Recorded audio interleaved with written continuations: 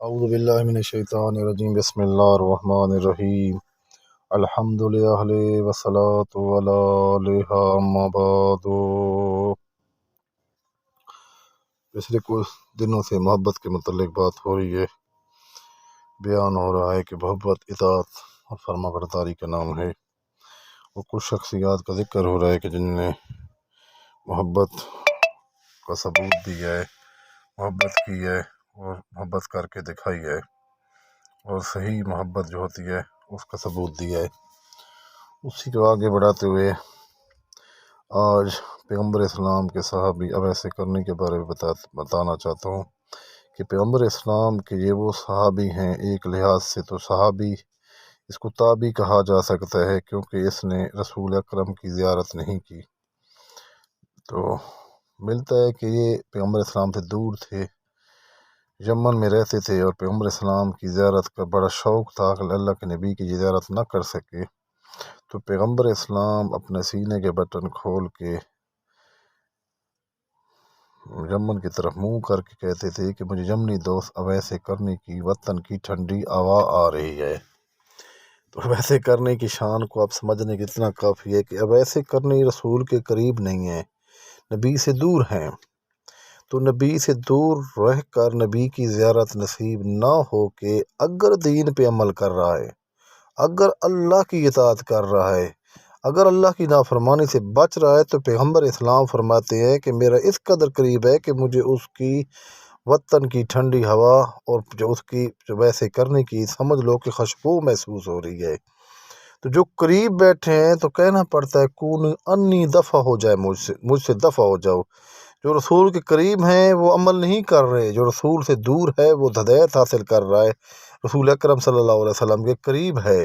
دین کے قریب ہے، دین ان کے نزدیک آ رہا ہے جبکہ دور ہے۔ تو پتہ چلا کہ دور رہ کر بھی انسان ہدایت حاصل کر سکتا ہے، اور نہ چاہتے تو قریب ابو لہب ابو جہل جیسے قریب رہ کر بھی گمراہ رہے، اور اس کے بعد بھی کہیں گمراہ رہے۔ تو اللہ کی ذات ہمیں دکھانا چاہتا ہے کہ اگر ہم لوگ جو کہتے ہیں دعوت رسول رکھتے ہیں، اگر رسول اکرم نام بھی موجود ہوں تو ہم اچھی زندگی گزار سکتے ہیں۔ اسی طرح سے پھر کسی صحابہ سے فرماتے ہیں کہ حضرت عمر اور حضرت علی سے فرماتے ہیں، اہل سنت کتب میں یہ روایت موجود ہے کہ تم اگر اویس سے ملاقات کرنا تو اویس سے دعا کروانا، اویس کی دعا، اویس کرنی کی دعا اللہ کی بارگاہ میں جلدی قبول ہوتی ہے۔ تو پیغمبر اسلام کا اپنے صحابیوں سے کہنا کہ اویس سے دعا کروانا، تو جہاں اویس کرنی علیہ السلام کی فضیلت کو ظاہر ہو رہی ہے، کس قدر فضیلت ہے کہ پیغمبر اسلام ابھی وہ آئے نہیں، یہ ملے نہیں، اور پہلے سے فرما رہے ہیں اویس سے دعا کروانا، اویس کی دعا جلدی قبول ہوتی ہے۔ تو یہاں سے پتہ چلتا ہے کہ اللہ کی پسندیدہ مخلوقوں میں اویس کرنی کو اللہ پسند کرتا تھا، اور یہ انتہائی بہترین صحابی رسول تھے۔ تو اسی طرح ہمیں بھی چاہیے کہ ہم دیکھیں کہ ہم کیا کر رہے ہیں، ہمیں آل محمد کی پیروی کرنی ہے، ہمیں صحابہ مخلص صحابہ کی پیروی کرنی ہے۔ سلیمان کو دیکھو، سلیمان فارسی کی بہت زیادہ عمر تاریخ بتاتی ہے کہ اس کی بہت زیادہ عمر تھی، بہت لمبی عمر کے شخص تھے جس کی بہت زیادہ عمر تھی، اور یہ بھی اتنے متقی و پرہیزگار ہیں کہ پیغمبر اسلام قرآن حدیث بیان کرتے ہیں کہ 4 بندوں کی جنت مشتاق ہے، ان میں سے ایک اویس کرنی ہے، کہ جنت جس کا انتظار کر رہی ہے اس میں سلیمان فارسی ہیں، تو جس کو جنت کا دل ہو کہ میرے پاس آئے اس کو سلیمان کہتے ہیں،